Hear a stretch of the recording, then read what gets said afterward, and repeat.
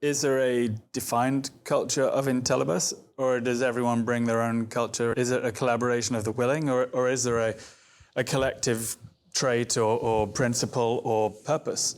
There are two dimensions to consider, right? One is what we call, internally within Intellibus is the 9 elements of community.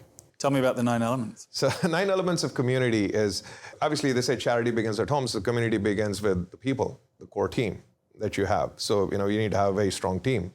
And you had to put people on a mission, right? Because NASA without a mission is just a transport company going from point A to B. So you need a mission, right? Mm-hmm. So every organization needs a mission.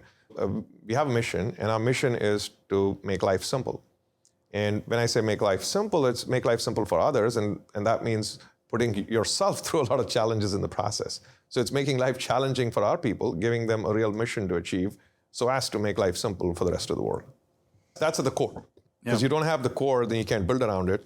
The alternative model, that people use for corporate strategy is often the 5 forces of competition. You can read all about it online.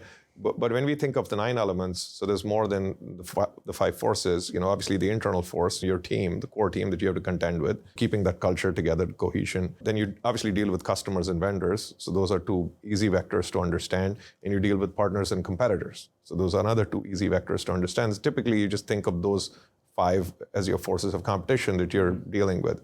Competition within yourself, within your organization, and from the outside with these 4 vectors. Then we miss out another 4 vectors, which is what adds up to 9.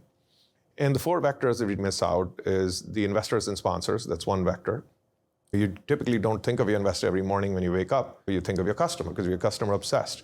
When sometime you're running out of cash, then you say, I got to go talk to investors or shareholders, stakeholders.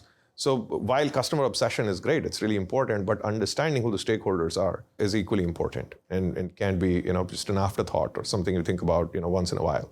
And the same goes to analysts. Lots of organizations, they're very successful, build great products, and they haven't sort of covered the dimension of analysts. I'm talking about industry analysts, firms like, Gartner and Forrester and so forth, and we all have heard of them. And the question is, do we sort of consider that in our thinking when we think about how are we going to build the organization? And then media. A lot of times people don't care. Like we were there for like 10 years at Intellibus. We never even had a single press release, or we never even talked to anybody in the media. Not that we want to overdo it. At the same time, just sort of having that awareness. Who should you be talking to? Should you be talking to at all? And what's the right time? And then the last vector, the 9th element, would be really consultants. Because you can build the greatest organization. And a lot of times we have this conversation with clients who talk about FTE versus consultants. And you have this big tussle when you're in the consulting world, like, I want to insource everything. Just like offshoring versus onshoring conversation, there's this FTE versus consultant debate.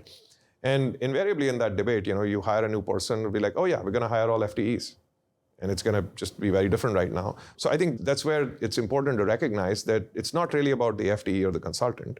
What's important to determine is expertise. And so when we use in 9 elements the word consultant, it's not about whether the person is wearing a label of an FTE or the label of a consultant, but it's really the level of expertise that they bring to the table. And invariably, when you build an organization, you're going to have delta within expertise. You're never going to have all the expertise you want. Even if you're OpenAI or any other company in the world that has probably got the coolest and brightest minds, there'll always be another deep mind. And there'll be always another company. For every Google, there'll be another Facebook. You're always going to have expertise outside that you're going to have to lean on. And the challenge is, if they're in the competitor bucket, you can't increase the sum total of your organization. So leaning on, finding those people, building those bridges and relationships is extremely critical. So it's really not about just my vision as an individual, but it's really about the collective vision of the community. And the community cannot really come together if they don't have a common vision. If we put a man on the moon, or we've achieved any great thing in society so far, countries have won independence and freedom. And that has happened only because everybody came together with a common vision. Of course, someone comes up with an idea. Yes, I have an idea. My idea in my head is that we have to make platforms intelligent. And I have sort of a lens on how I look at what I mean by an intelligent platform. But then at the end of the day, for us to collectively pursue a vision is important.